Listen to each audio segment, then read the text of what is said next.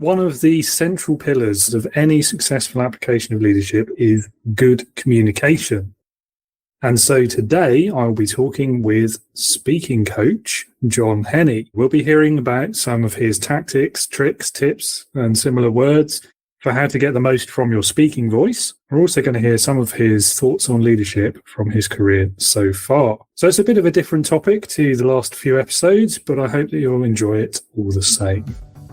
This is Leading with Integrity, Leadership Talk, the podcast for first-time managers who are working in tech-driven businesses and teams and who want to be more effective, people-first leaders.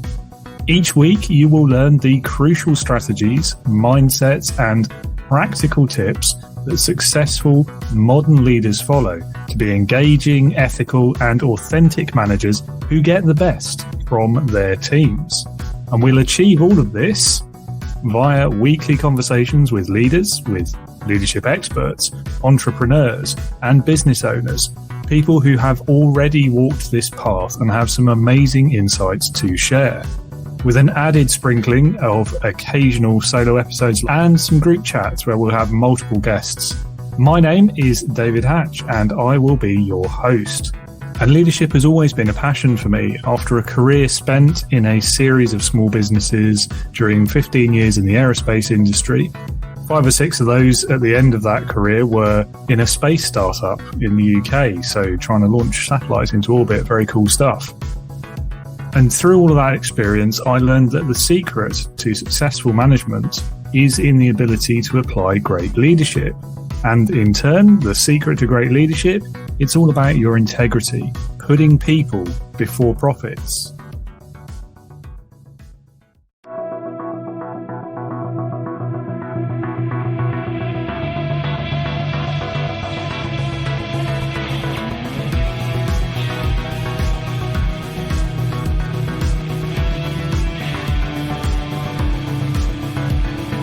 Welcome to the Leading with Integrity podcast. Leadership talk for the modern manager. With your host, David Hatch. John, thank you very much for joining me this morning for you, this afternoon for me, from sunny, almost Los Angeles, I guess. Yeah, almost, although it hasn't been sunny lately, but yes, thank you for having me. Oh, you're welcome. It's great to have you here. I'm going to hand over to you for a little bit at the beginning to introduce yourself to the listeners, tell us a bit about what you do, your background, how you've ended up doing what you do, and what gets you out of bed in the morning, really. Yeah, so what gets me out of bed in the morning is 5 bulldogs, but that's a whole nother tangent. But I've been a voice coach for over 30 years, and I kind of had a not straight path to this career. I started off as a drummer, didn't think I could sing, and just started voice lessons on a whim, and ended up studying with Stevie Wonder and Michael Jackson's voice teacher, and then began to teach other teachers. I started teaching singers as well as other teachers, and then I found what makes a successful vocal performance as a singer, how they hold attention, emotionally connect with an audience in these devices. I realized also work for speakers, and that you can have a much more dynamic and compelling voice. That's not the traditional career path, is it? No, it's I call it more of a drunkard's walk. Yeah. And and I certainly, my dad is from Glasgow, Scotland. Okay. Both my parents actually had a very Scottish upbringing here in the States, but he was a very natural singer, and I was not.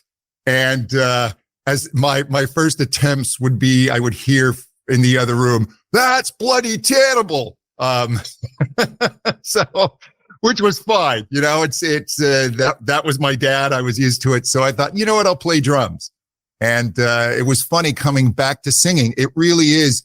It's an instrument that you can learn to control. And one of the things I really talk to people about is certainly since the advent of the recording industry, we kind of have decided that there are a class of people who sing and then the rest of us don't. And the fact is, as language evolved, they don't know if singing preceded actual spoken language, and they certainly developed together. And it's kind of our genetic birthright to sing. Singing, just having melody in the voice and rhythm and tone, all of these things are incredibly important for communication. And I tell people, every time you open your mouth, you are, in a sense, you're singing. You're using these vibrations of the voice to communicate.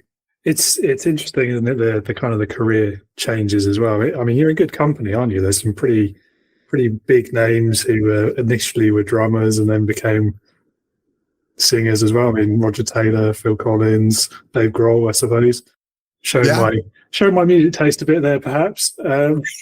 Even Peter Gabriel. Oh, true. Yeah. Way early on was a drummer, and in the early days of Genesis would stomp on a bass drum at the front of the stage.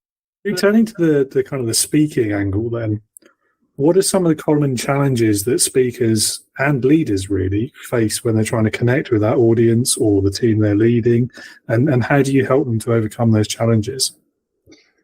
We tend to take our voice for granted, and we tend to not have a lot of awareness about it. And there was a study out of Yale University, and I believe it was only over 1,700 participants.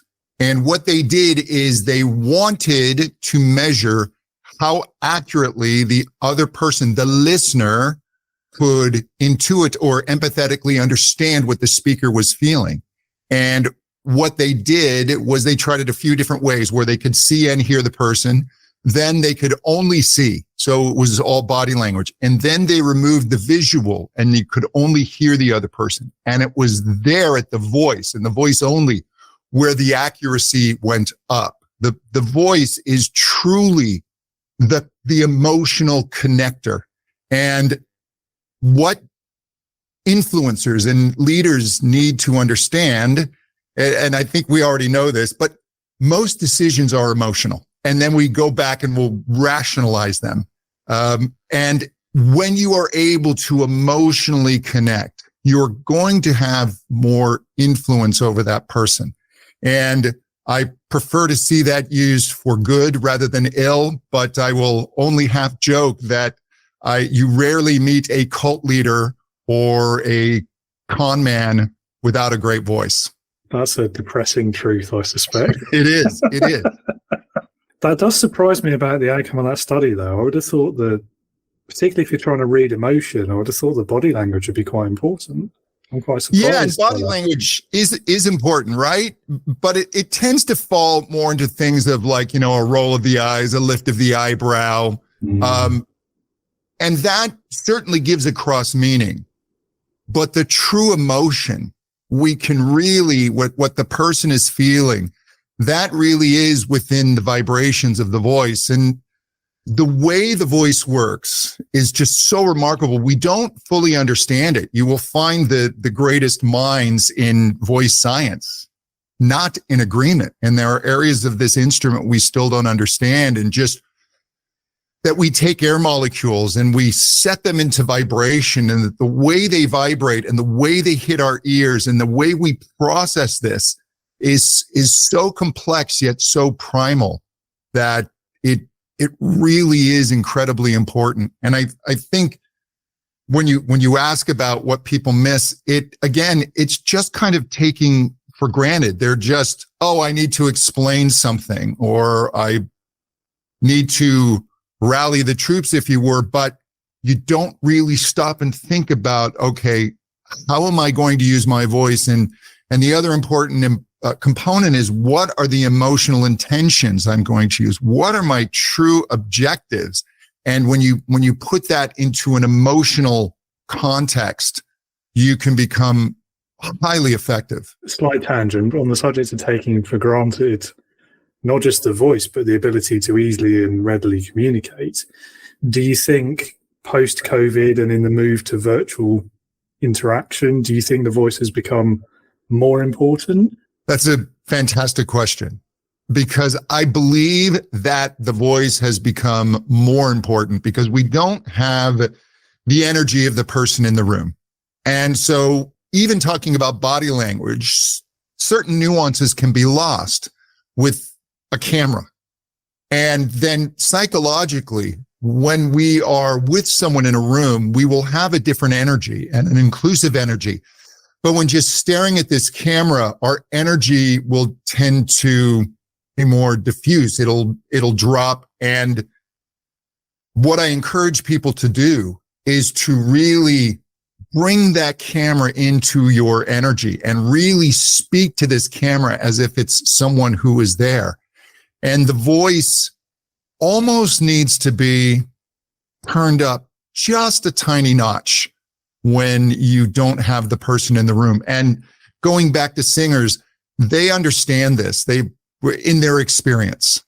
And so they know, depending on the audience, the room, the material, they will approach a song differently each night and each performance. And certainly when they get into the recording studio, they know that it's different from a live performance. And so they need to bring a different approach and a different energy to the song, right? Because you don't get to see them jumping around and you don't get the huge sound system pounding. And so they need to be able to connect to these people. Now we just tend to wear these little earbuds, and we are often using music as just a background to whatever we're doing. So singers know that that voice and that performance is incredibly important to hold that attention. Yeah, it's a good point. I guess musicians generally and singers as well, they've always kind of been hybrid anyway, haven't they? And in the kind of the mindset piece and having to interact with people that they may never meet even, or probably haven't. And think about it. And these performances, these great performances, because of recording technology, live for generations and generations and generations. And it's remarkable to me when you see young people, because there was music of my youth that I really enjoyed. And of course, there's music of today, but now there's such a rich catalog of music, and young kids will go back and discover the Beatles for the first time themselves. And these performances, and certainly these vocal performances, hold up. That was how I first became fascinated with the human voice. My dad had an old reel-to-reel recorder, and he had the Beatles Help album on reel-to-reel. And I just remember Paul McCartney's voice on the song The Night Before. I was just stunned I think I was maybe 3 or 4 years old. And it's such a strong memory, just how captivating his voice was. Indeed. And again, going back to the taking for granted and the move to COVID, and then this idea with the voice. And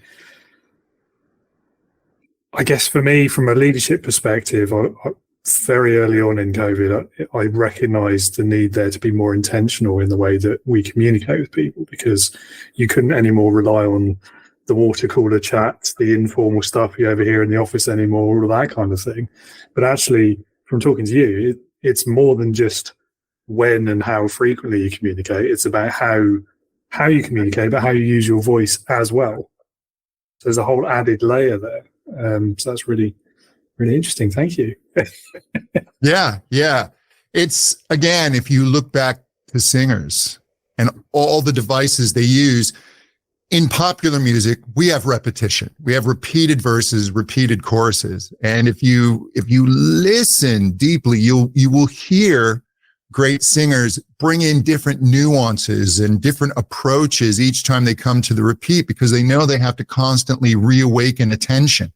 And when you learn some of these devices, when maybe the material's a little dry, you feel the attention start to slip, you can utilize these to constantly grab the attention. They're almost pattern interrupts, because the worst thing is you're on a Zoom meeting, so there's already a drop in human energy and connection. And then you get the speaker who speaks in very rote, predictable ways. And it's like listening to 3 blind mice on repeat.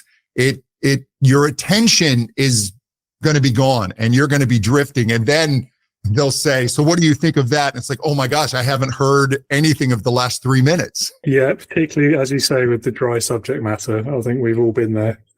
And they're on both sides of the mic as well, to be fair. True, yeah. And you can make dry subject matter more compelling. If rather than just talking your way through slides, which is often just a slow, painful way to spend time. If you have an intention to teach, to inform, and now there's something where you have a goal, and this intention, if you really feel, no, I want to really teach this material, that is going to create a different emotional intensity within you, and then allowing that in the voice and allowing the voice to be more musical. I will tell clients, look, take this dry subject matter, go take a couple of slides, and you're going to play this game that I call the world's worst musical. And you're going to go somewhere where no one's going to hear you. And I want you to sing this material and just have fun with it. Be silly with it. So today I need to go over the sales figures, right? Just a really horrible musical theater show. And then as you're singing your little tune, just allow the music to stay in the voice and see if that can carry over, and maybe some of the melody and the pitch and the sense of legato and the flow. And you'll find suddenly, wait a minute, there's something extra here in my voice. It's actually more interesting to listen to. And if that's connected with this intention to really teach this material, I promise you, it's going to be received in a different way. Okay, elephant in the room then, something that any speaker will be able to identify with is nervousness and stage fright. I think everyone who's ever had to speak, even to 2 or 3 people for the first time, will have been through that. So how do you address that issue? What do you do with speakers, with leaders who struggle with those kinds of challenges? Yeah, there are a few factors at play. First of all, if you're going to speak to people, and it's important, you should feel some heightened sense, a little bit of nervousness, a little bit of anxiety, and performers actually welcome that. They know that that's just the little bit of butterflies that are getting them ready to go out there and energize them. But that can certainly cross over into something that can be debilitating. And if it's at an extreme level, that may be a time to seek help from a mental health professional that can assist with that. However, I find, and when it strikes myself, when I feel that chatter start, I just realize that this is the ego. This is the self wanting to protect itself. Because many years ago, when we traveled in small groups, if you were ostracized from the group, that could mean death. And this old fear continues, even though in modern societies, it's really not valid. But it's there nonetheless. So when I feel that coming, I remind myself that it's not about me. And I also give the listeners permission to not like me. And I think that's very important because they have that right anyway. And then I say, but I am here for the people who need to hear what I have to say. And I push my attention outward because we constantly, our attention, our consciousness, if you will, can either pull inward and we can be consumed with thoughts. And then sometimes we'll just wake up and go, wow, it's a beautiful sunset. What a wonderful day. Wow, I'm really blessed in my life. And suddenly consciousness is outward focused. And the more you can work on having an outward focused consciousness and making it about other people, that fear will tend to subside.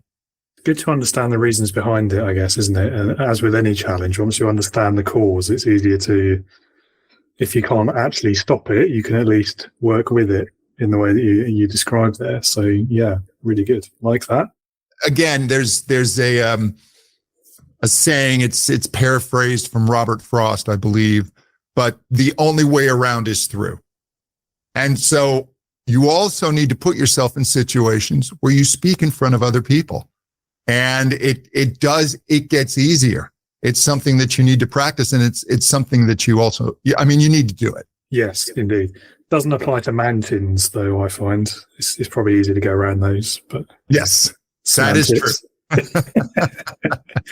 As a sort of speaker myself, podcast host, really, one thing that I do find personally when speaking, if I'm doing it for more than about half an hour on the trot, as it were, my voice gets tired. So when your voice is tired, what can you do about it? There are a couple of things. First, when the voice is tired, you can work it in such a way to relieve the tension. What's happening is your vocal folds are opening and closing hundreds of times a second. And if they're not doing this in a very efficient way, they can quickly become tired, and they can also become a bit swollen from the coming together. And that will swell the tissue, which causes hoarseness, and we can feel that. One of the best things that they have found, voice researchers, is to take something like a straw. And they actually make voice straws. I have one here that's made out of metal. And what you do is you just make sound through it, much like you were playing, say, a kazoo. And you want a certain amount of resistance. If that feels too easy, you can just place your fingertips slightly over the top of it, or you can get thinner straws, like a cocktail straw, coffee stirrer. And you want to feel a little bit of that back pressure. And what that does is that back pressure acts as like a little massage for the vocal folds. And that energy can actually get them to realign in the right way. And so after you do some glides on that straw, maybe sing a little tune like Happy Birthday, then just say something with enthusiasm. Yes, that's right. And you'll feel, oh, there's where my voice is, and try and keep your voice there. But just doing that for a minute or so can be very helpful. The best way is to avoid the fatigue in the first place. And that often comes into your optimal speaking pitch. We tend to think of the voice as having more authority when we're speaking on a lower pitch. And that is true. Lower frequencies do give the voice a little more heft, a little more weight, but we will mistake pitch with resonance. For instance,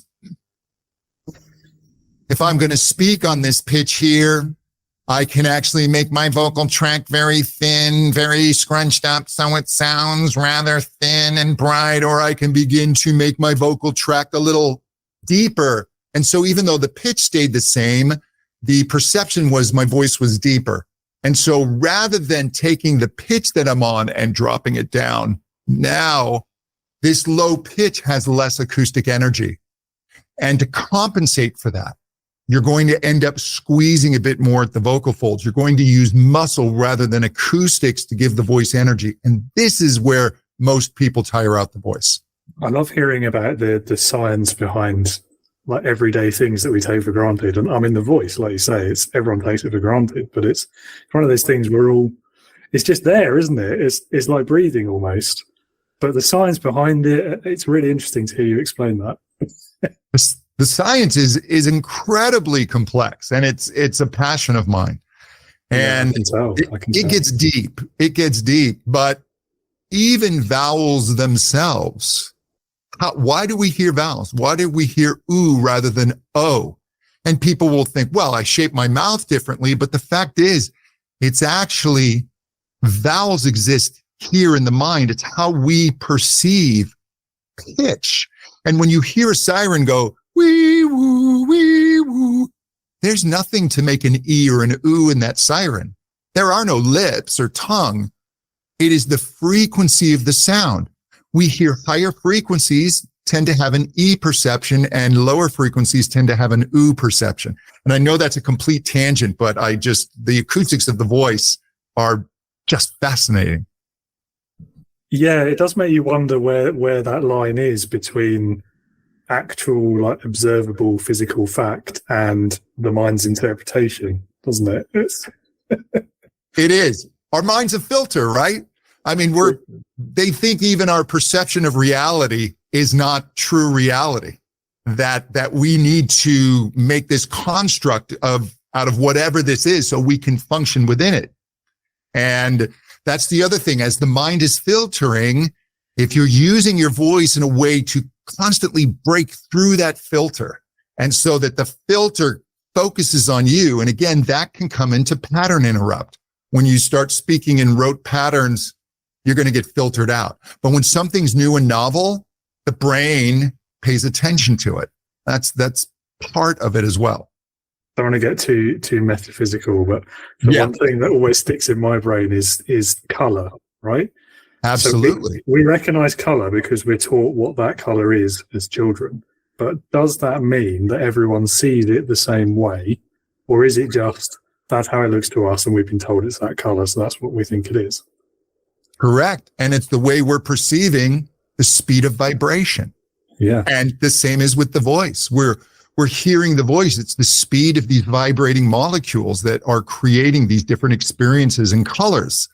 And so that I teach people to be able to start to access the fullness of their voice to create a more brilliant color spectrum. So they're not speaking on a grayscale, that they actually have the rainbow of colors available to them.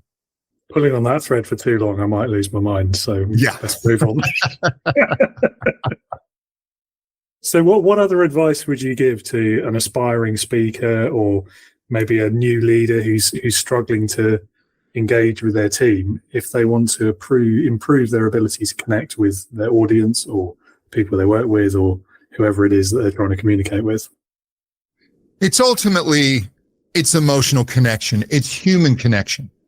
And I will tell singers that I work with as we work on technique that this is not the highest level of singing. This is just a tool to get you to the highest level, which is connection.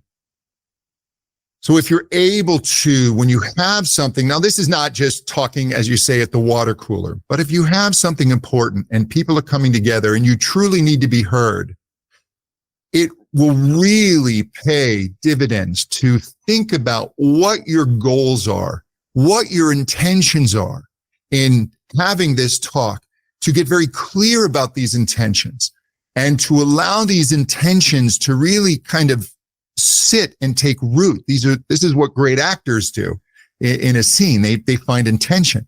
So don't just think something bland. Okay, I'm going to be excited. That doesn't work. Make your intention a goal. No, my intention is to inspire. My intention is to reveal. My intention is to warn. And then when you have that, you allow those emotional intentions to be expressed through the instrument of your voice and allow yourself to connect. Don't pull inward. Allow your energy to be outward. Make everything about others and they will feel that energy in you. We're social beings and those antennae are very, very sensitive. And when you're connecting on that level, you will be inspiring. Yeah, there's a recurring theme here, isn't there, of being intentional about what you're doing. When it counts, yes. Yeah.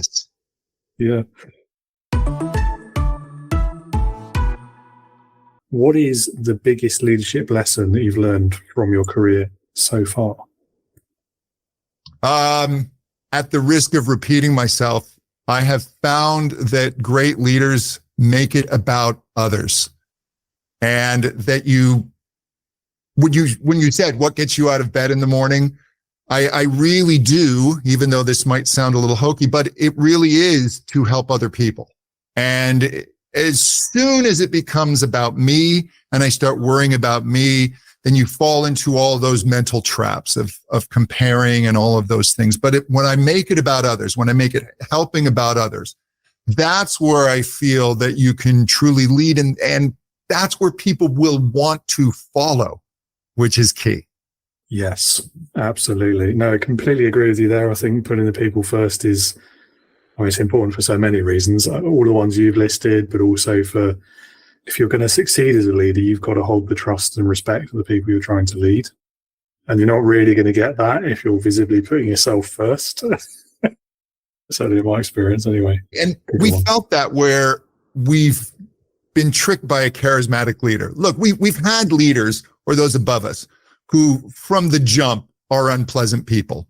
And you can see that. But it's the person with Machiavellian tendencies who almost con you. And then when you realize that you've been conned and it's really just somebody who's selfish and out for their own gain, that's when you really feel that trust is broken. And so, as I said, you have con artists and cult leaders who use these vocal, charismatic tools in order to emotionally manipulate. But when you use this to help people, it's incredibly powerful. Yeah, I think there's the whole problem, isn't there, with charismatic leaders? And I mean, I'm probably biased or paranoid or both, but for me, I blame like the Hollywood film culture and the way they portray leaders. Because actually, charisma is okay, like it's the means to the end, isn't it? But it shouldn't be the only reason you perceive someone as a leader. And I think the risks there, and you mentioned the bad actors, the con men types, the cult leaders, dare I say, politicians. Absolutely. And there is the risk there, isn't there? I mean, there's some huge risks there in following that charismatic dictator, isn't there? Yeah. And I think the word charisma, I think, is a broader word. Charisma doesn't have to be this vibrant, shiny thing that's on stage. Charisma can be in quieter moments. Charisma to me really is when you're connecting to people in an honest way and they feel that energy. They will just view you in a different way and you'll be able to inspire them. You don't have to have fireworks going off to inspire other people. You can do it very quietly, but it still works to the same effect because you are focused on others in an honest way. Yes, it's the last bit that's most important, though, isn't it? I think following a leader solely because of their ability to persuade you or your perception of their charisma should be further down the list, I think, than what you think their intentions actually are. And that's right. Whether they care about you, whether you respect them as a leader, as a person, as a business owner, and so on. Yeah, it's an interesting one. Interesting problem. Indeed. What do you think has been the worst mistake you've ever seen a leader make? Again, I think it's betraying the trust of people. When you think that they are one way and they talk a good game about caring about other people, and you realize that it really is just manipulation and it's ego, and it's look, narcissists and sociopaths do have skills in this area, and they are very gifted in telling people what they want to hear and manipulating them. But when that is discovered, it really is, it's a shattering of trust that can't be recovered. All leaders will make mistakes, but when they're honest and they're open about it, you can say that's okay. Even if it's a big mistake, you can say, you know what, that's okay. We're all human. But when it's manipulation, I think it's over. Yeah, I think you're right. Try not to drop any names there, but certainly in my own experiences, that has been the case. Yes. I'm sure we could all think of them. Yeah. And in the public sphere as well. Absolutely. Yeah. I've promised myself I'm not going to talk as much about politics because it's too easy to just get into a big rant, isn't it? And especially with recent events, certainly in the UK anyway. And here as well. It's interesting times. Yeah. Indeed. What has been your personal best experience of being led? That's a great question. It really is. I remember it's someone who is a real expert in voice science. And in my enthusiasm, I was teaching on some aspects of voice science, and I had some things wrong. That I was conflating the models a little bit, right? And of course, all models are imperfect, but some models are better than others. And he just came to me in just the most respectful but honest way and showed me where this was wrong. And I never felt chastised or threatened. And it actually was a wonderful educational experience that I was grateful for. And this person truly is a thought leader in this space, but maintains a humility that's incredibly inspiring. Yeah, humility is a word that comes up quite a lot when I ask that question, actually. And yeah, I mean, I'd love to know more about that interaction and what it was that he did that made you, well, that didn't make you feel like you were being picked on. Yeah, he first of all, he respected how I got to my conclusion, and he understood it. And he said, look, but it's based on a model that really doesn't work anymore, that has since been discarded. And it was kind of a technical acoustics thing, but he said, look, no, it's functioning in this way. And he showed me some demonstrations, and it was just very eye-opening. And he just did it in a way that just didn't make me feel like an idiot because I had publicly said the other thing. And I wasn't the only person who had publicly said the other thing. But of course, we don't like to be wrong, and we don't like to be shown that we're wrong. And I have certainly experienced people who want to show you where you're wrong as a way to build themselves up and almost just pile drive and maybe feel superior. And that was not anywhere close to that. It really was just a very respectful conversation. Yeah, I mean, it sounds really good. Yeah, we've all worked with people like that, haven't we? Of, you're wrong, I don't want to hear about it, and the end of conversation kind of person. But I think part of the power in that is the having the self-awareness actually to recognize it and for yourself to take on that constructive criticism, let's call it.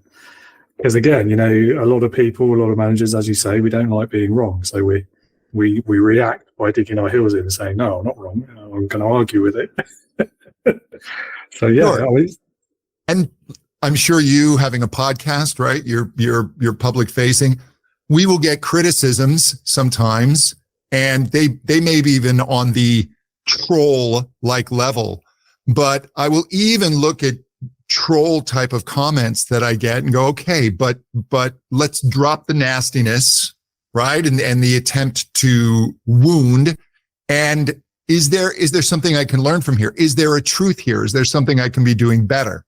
And oftentimes it's no, this is just somebody who has nothing better to do. But occasionally there are things where I go, no, you know what? That lands a little bit. I can see that point and to adjust from that. Yeah, very occasionally there is value in there. It is somewhat occasional, but I do try and look for it every time. I guess for me, it goes back to what you were saying earlier about the motives behind it. To a point, it almost doesn't matter whether there's a point in there, does it? Because the reason they're saying it is to cause harm. That's their intent with a troll anyway.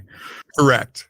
But sometimes with a troll, there may be others that are thinking the same thing, but they're not going to say it in quite the nasty way. And so, yeah, I have certainly done some things with my public facing content where I've made some adjustments, where again, very rare, but I go, no, you know what? I actually see what's annoying that person. And if that's annoying him, it may be annoying a few others as well. And I can make that slight shift. But then there are others I just have to stop myself from writing a scathing response. If I do respond, I try and do it with humor, somewhat self-deprecating, or I just leave it alone. Let's change topic again. We're straying towards politics at a dangerous rate of speed there. So if you could go back in time to the start of your career, what advice would you give your younger self? There's a quote from John Wooden, who was a very famous basketball coach, college basketball coach here in the U.S. And he's very well known for his inspirational quotes. And I'm going to horribly paraphrase here, but he said, "It's what you learn after you know everything that's most important." And early in my career, when I was teaching and I was surrounded, I was taught within this group, this method of like-minded individuals. And we got a little bit on the high horse, and then everyone who wasn't with us was against us. And I realized that this thing of thinking you have all the answers is wrong. And there's so much value, even if somebody is talking something that's 90% rubbish, there may be 10% of something to learn. And just being more open, knowing when to reject things. But I think I would have embraced more schools of knowledge earlier. That actually reminds me of my own early career as well, particularly from the leadership point of view. There was a stage where the way I was initially taught leadership when I first learned about it was, you are the leader, therefore what you think and say is right and everything else is wrong. And that's exactly what you've described there. And we were talking before we hit the record button, we were discussing briefly Mr. Nixon. And it reminds me of that quote from the film Frost versus Nixon. I'm saying because I was president, because I did it, therefore it was right, and again, I've butchered the quote, but yeah. And it's such a flawed perception or understanding of leadership, and moving on from that and being open to learning, exactly as you say. And even if it's someone you disagree with, especially because it's someone you disagree with, sometimes you should seek out those opposing views, because you need to understand both sides of the story, really, don't you? Absolutely. Yeah, it's fascinating. I believe those talks, Frost with Nixon, occurred at Nixon's home. And the reason that came up, I can basically see it from where I live, where those conversations took place. Yeah, we don't just talk about presidents and former presidents. No. Yeah. We didn't get on the call. What do you think about Nixon? Yeah, we should make that clear to the listeners. Yeah. Yeah, it's a very interesting parallel, though, and I guess a common thread again that quite a few early career managers will go through. So there we go. Yeah, but look where it took Nixon, right? It eventually took him down, and I think those who use their powers not in the best way, when it becomes self-focused, they're, especially in today's environment, those that follow you are not going to put up with the shenanigans of days gone by. And I haven't spent a lot of time in the corporate world, because as a musician and then, an independent educator, but my wife certainly has. And she was in a very competitive space in radio here in Los Angeles. And just the things that she saw go on in her career absolutely wouldn't be tolerated today. So I think leaders really need to adjust for a new generation and a new world of thought. Yeah, definitely. And I think, going back to Nixon again, but certainly leaders like him, I think where they went wrong is they were still thinking that way towards the end of their careers. Whereas certainly today, most managers will learn quite early on that that's the wrong way to go. That is the wrong way. Absolutely. Even back then, we talk about the modern manager and all of that, but even back then it was recognized pretty broadly that he did the wrong thing. Well, certainly by the end, yes.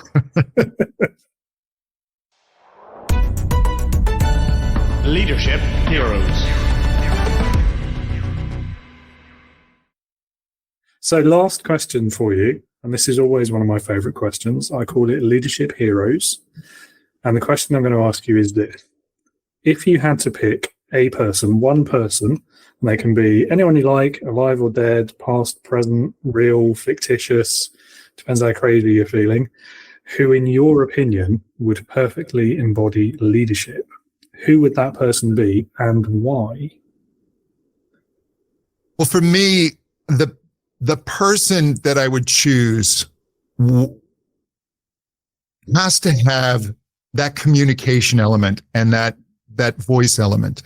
And names that would come to mind, someone like Winston Churchill, right? And again, politics aside, but in that moment of darkness was able to basically rally a country with his oratory skills. And Dr. Martin Luther King.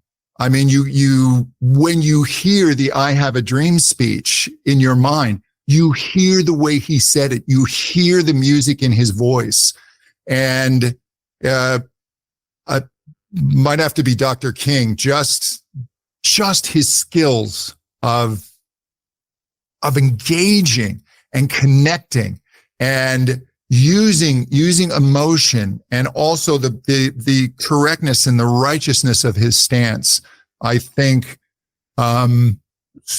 someone without his skill of speaking, I don't know if they would have been as effective, especially with the obstacles that he and his movement were up against. I sit on the fence with this one because I think, yes, absolutely, he was clearly a great leader and totally recognised the power in his words and the way he delivered them. But at the same time, I don't like to view leadership as just giving a speech. No, that is true. I think it's about more than that, isn't it? You're right. And particularly in that circumstance. And I guess for him, he was kind of the perfect storm, wasn't he? Because as you say, he had the righteousness of the cause. He had the people behind him. He was inspirational to them. He had the vision of what he wanted to achieve and where he wanted to lead people. And he was an excellent speaker. So all of those things combined, I'm with you. If there's going to be a pick for perfect leader, he'd probably be high on my list as well. You of course can lead. You're incredibly intelligent, you have the right ideas, etc. But an essential component is being heard and connecting to people. And of course, if you have this great voice and this great communication, but you're an empty suit, if you will, that's not great leadership. But if you have that desire, you have the ideas, you have the willingness and the ability to help people, I think the voice, because of the way it connects us as human beings, it's not absolutely essential, but it's pretty important. And I think in today's environment and competitive edge, it really is one of those things where your competition, if you will, may not be paying attention to this. And if you do, I believe it's a pretty solid edge. Yeah, I'm finding it hard to disagree with you. Yeah, I mean, for me, one of the central core components of effective leadership is effective communication. And ultimately, there's only so much communication you can do via email, isn't there? You've got to use your voice at some point. So, yeah, I am with you there. Well, ultimately, we're connecting with other human beings, and all of our emotions and just the capriciousness of our decision-making process and how emotion does play into that. And again, we've all felt manipulated and wondered how did that happen? But when it's used for good, when you really are a leader and you really have something to say, it's part of your toolkit, certainly. Yes. Yeah, no, I agree. I think, like, final thought, you mentioned emotion again. I think one of the worst leaders I've ever worked with, their go-to phrase was, I think we should just take the emotion out of it. In their head, they probably thought, I'm going to be logical and objective about leadership, and that's the way we're going to go. But well, when all employees are AI, absolutely. But for now, it's messy human beings. Yeah. Hopefully that won't happen in my lifetime. But there we go. No. And then when it becomes self-aware, maybe it becomes emotional as well. I don't know if that's comforting or terrifying. Well, John, it's been great talking with you today. Last thing I'm going to do, which I do for everyone at the end of the episode, is if the listeners would like to learn more about you or perhaps work with you, would you like to point them to website, book, podcast, all of the above? Yeah, my main website is John Henny, JohnHenny.com. My website for speakers is compellingspeaker.com. And I also have a list of vocal warm-ups, quick ways to get your tired voice going again that you can download there. I do have a few books on singing available. My book for speakers, let me see, this morning I just crossed the 20,000 word mark. So I'm coming up on the first draft being done. So by the end of summer, that should be available as well. Don't have the working title, but if you look up John Henny on Amazon, it will pop up, hopefully by end of summer. Oh, great. Okay, well, I look forward to that one. Awesome. And listeners, I'll put all of those details in the episode description as well, so you can find it all easily. John, it's been great talking with you. Thank you so much for your time, and enjoy the rest of your day. Thank you so much. John, thank you so much for that. Really enjoyable chat we had there, and hopefully we managed to thread the needle there and avoid politics too much. Listeners, if you would like to learn more about John and the work that he does, just a reminder, I have put his website details in the episode description for you, so you can find that easily. If you are a new or first-time manager and you're struggling to get the most from your team and you want to learn to be a better, more engaging, people-driven leader, then please do reach out to me. You can contact me on LinkedIn, or you can visit the website, sign up there, or hit the contact button. And that website and my LinkedIn details are in the episode description. Please do reach out. No obligation, no stress, no pressure. Let's just have a chat about leadership, because hopefully you can tell by now, I really enjoy talking about it. And that's it for me today. Thank you so much for tuning in. I hope you'll join me again next week. And in the meantime, be a leader, not a boss.